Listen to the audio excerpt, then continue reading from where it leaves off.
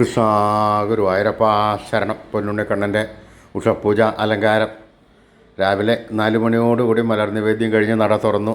പൊന്നുണ്ണിക്കണ്ണനത് ആ ശ്രീരാത്ത് പുഞ്ചിരിച്ച് നിൽക്കുകയാണ് കേട്ടോ.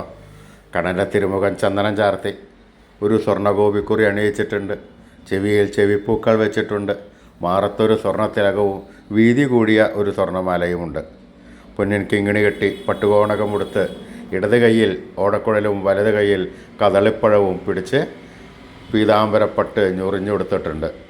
സ്വർണ്ണ കിരീടം ചാർത്തി കിരീടത്തിന്മേൽ തിരുമുടിമാലകളും വനമാലകളും ചാർത്തിയിരിക്കുന്നു.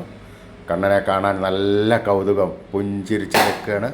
എല്ലാ ഭക്തന്മാരും ആ കണ്ണൻ്റെ ആ രൂപം മനസ്സിലേക്കൊന്ന് ആവാഹിച്ച് അവിടെ പ്രതിഷ്ഠിച്ച് ആ കണ്ണനുമായി കുറച്ച് നേരം നമുക്ക് പറയാനുള്ളതെല്ലാം പറഞ്ഞ് കണ്ണൻ്റെ തൃക്കാൽക്കൽ വീണ് നമസ്കരിക്കുക, പ്രാർത്ഥിക്കുക.